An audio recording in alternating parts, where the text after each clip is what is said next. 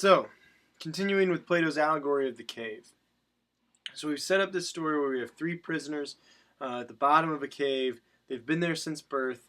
They can't see anything other than what they've seen in front of them, right?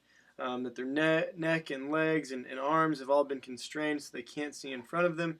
And the world, the only world which they've ever known, is that of the cave, right? And we had this image of a wall, and where there were guards walking on each side of the wall. Behind them there was a fire burning, and the fire cast shadows up onto the cave wall in front of the prisoners, and all the prisoners see are those shadows. And perhaps the guards are making noises, and the sounds reverberate off of the wall, and ultimately it looks as if perhaps the shadows are making those noises, right? Okay. And so Plato, as we were working within the story and as we were kind of developing the story, we have a very kind of clear understanding as to what's happening, right? That the only world that these prisoners have known has been the cave walls. Okay. So now this is where the story, I think, gets particularly good. Okay. Plato writes, "And suppose once more," okay, and recall that one of the prisoners was freed, essentially, saw the light, turned around, saw the light, and from that, right, was in pain, both physical pain and via the eyesight, right? One, like when, and I gave the anecdote that, when one goes to a movie and during the day and comes outside and the sunlight really burns the eyes and really hurts, it's similar to that, okay? So now Plato takes it a step further. He says, "And suppose once more that he is reluctantly," he doesn't seek this out. Okay? He doesn't seek this out. That he is reluctantly dragged up a steep and rugged ascent and held fast until he's forced into the presence of the sun himself. Is he not likely to be pained and irritated? When he approaches the light, his eyes will be dazzled and he will not be able to see anything of all that are now called realities. He will require to grow accustomed to the sight, to the upper world, and first he will see the shadows best, and next the reflections of men and other objects in water, and then objects themselves. Then he will gaze upon the light of the moon and the stars and the spangled heaven, and he will see the sky of the stars by night better than the light of the sun by day. Okay? And so what we have here is this idea that the prisoner, right, by force, is dragged all the way outside of the cave, right? And we can imagine this being a really tough journey, a really difficult physical and unpleasant journey. And let's say he's dragged all the way up, he's dropped outside of the cave, just kind of in the world. And let's say, he's dropped there. Say it's in the middle of the night. He awakes to the sun. He awakes to the power of the sun, right? And he's blinded. The language here is that he's dazzled, right? His eyes will be dazzled and he will not be able to see anything of that which is now called realities. And we'll get to that here in a second. But particularly that he's going to be so blinded by the sun that as he starts to acclimate, as he starts to kind of figure out this new world, right, what it is that he is going to experience, what Plato says, right? He writes, "He will require to grow accustomed to the sight of the upper world," meaning that it's going to take time. And what he'll be able to recognize first, right? He'll be able to recognize shadows. He'll be able to recognize shadows best. Why? Why is that what he focuses in on? Because ultimately, right, that's what he's known. His whole life, he's been shown shadows. His whole life, he's been shown shadows, and he's been shown these obscure images on the cave wall. And so when he's now drug out of the cave and left out in the real world, right, what is it that he's going to key on first? He's going to key in on shadows, because that which is he's most familiar with. Excuse me. So Plato says, He will see shadows best. Next, he will see the reflections of men and other objects in water. And again, why is that the case? Because if you think about the way something looks in water, it's kind of, this is, I guess, the hand motion for it, but because because shadows seem to be replicated, or at least connected, or similar to, right, the way that things look in water, like obscure, not their actual thing. And then objects themselves. He will then gaze upon the light of the moon and the stars and the spangled heaven. Okay? And so this idea that in the night sky he'll be able to see these bright objects, these bright lit objects. He will see this, and he will see the sky and the stars by night better than the sun or the light of the sun by day. And why is that? Because ultimately, again, it takes time to encounter the light. It takes time to encounter the full illumination of one's world. And then Plato writes, last, you'll be able to see the sun, not mere reflections of him in the water, but he will see him in his own proper place and not in another, and he will contemplate him as he is. And then he says, and then he will proceed to argue that this is he who gives the season and the years, the guardian of all the visible world, and in a certain way the cause for all things which he and his fellows have been accustomed to behold. Okay. Pardon me. I don't really know what that was, but sorry. And so what Plato says here, right, is this idea that ultimately he'll recognize the power of the sun, he'll recognize the power of what it does, right, and full illumination, that ultimately it's the thing that gives energy, it's the thing that it gives life to the whole visible world, this world outside of the cave. And then Plato says, but what about when he remembers his fellow prisoners and the wisdom of the den and his fellow prisoners? Do you not suppose that he would facilitate himself on the change? Felicitate himself on the change and pity them? In other translations, this is would he not consider himself happy and pity them? Right? This idea that, right, when we learn something and when we have new knowledge, we get excited. We want to share it. We want to share it as best as possible, right? That we feel badly, we pity those who don't know, perhaps, the truth.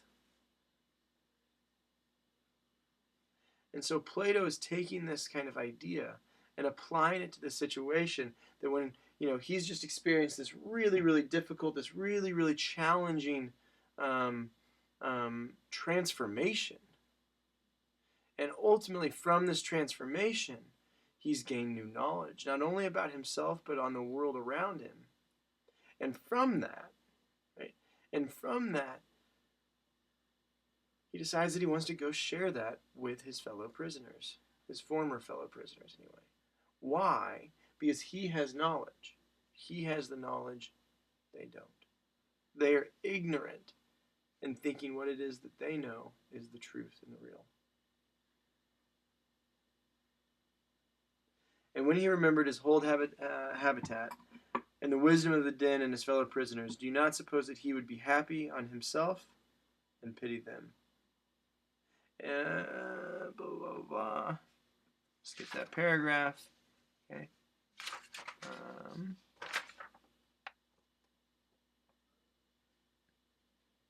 Sorry about this. Pages got off.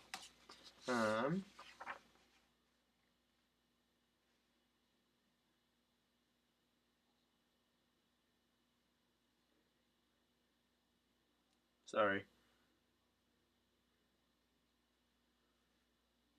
Where's my last page? Sorry everybody. I'm just going to pull it up, okay? Sorry about this. Good old technology. I'm going to move that over here. Again, I apologize for this. Should have been more prepared. And when he remembered his old habitation and the wisdom of the den and the fellow prisoners, do you not suppose that he would be happy on himself and the change within him and pity them? Okay? Blah, blah, blah. And what if, and then I'm going to paraphrase here, okay? What if he went back down into the cave? If he went back down into the cave and tried to sit in the same seat, tried to sit in the same position that he used to be in, and ultimately when the shadows appeared on the wall, he'd be like, no, that's not real. That's not the real truth. Let me show you. Let me tell you what the real world is. Okay? And in particular, he says, if he went down back into the den, and if there were a contest, and he had to compete in measuring the shadows with the prisoners who had never moved out of the den, while his sight was still weak, and before his eyes could become steady, because they would need a lot of time to grow back into the darkness, right? Would he not be ridiculous? His prisoners would be like, why can't you see this? Why can't you understand what it is we're seeing? You've known this, you've been part of it your whole life, right? How can you not recognize that that's, I think I used a paper clip earlier, right? Men would say of him that up he went and down he came without his eyes, and that it was better not even to think of ascending. And if anyone tried to loose another and lead him up to the light, let them only catch the offender, they would put him to death. And again, other translations, this paragraph is translated, and again, I'm paraphrasing here. But if they could not, if his fellow prisoners could, if his fellow prisoners were released, or at least could, lay their hands on him, they would surely kill him. Similarly, the prisoners would say that he went up, he left the cave, and down he came without his eyes, right? Something happened up there where he now can't recognize the truth, can't recognize the real world. And that it was better not even to think of ascending. That his prisoners, why would they want to go up out of the cave? Because what it is they know, what it is they have is real. And if anyone tried to loose another and lead him up to the light, let them only catch the offender, they would put him to death. And so what we have here is this really rich story of challenge. This really, really rich story of challenge and of thinking about, ultimately, right, the caves of our own lives as I sit in this basement of my parents' house, right? What is the cave and caves within which we live? What are those caves by which we don't challenge and we don't investigate? Right? And ultimately what it is we do is we just take it on. We just don't even challenge it, and we just kind of believe it. It's all we've ever known. It's all we ever think we're going to know, right? And we don't progress. And as we start to tease out some of the metaphors here in the allegory of the cave, there's a lot of really, really wonderful richness, right? In particular, when we think about learning something new, or perhaps when our beliefs are challenged, right? And we don't like when our beliefs are challenged. I think that that's a truth. I mean, we have beliefs because they make us feel good, because they construct the world within which we live. And honestly, we probably wouldn't hold our beliefs if we didn't think they were right. Even in the face, and perhaps if there's even, examples when beliefs are proved wrong, well, if it makes you feel good, you're probably still going to believe it. And when anybody ever questions our beliefs or says, hey, you're not living the right way, or what it is you claim, that's not the truth. Our reaction is much like the fellow prisoners. We get really upset. We don't want people to tell us what it is we have to believe. Because ultimately our beliefs are understood because they're our world.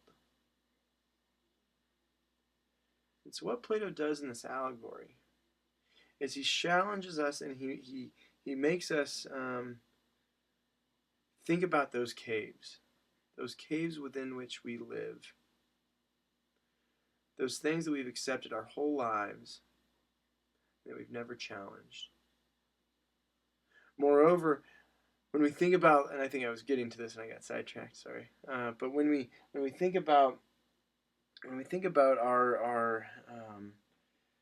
of learning something new, of investigating and changing our beliefs, it's often not an easy process.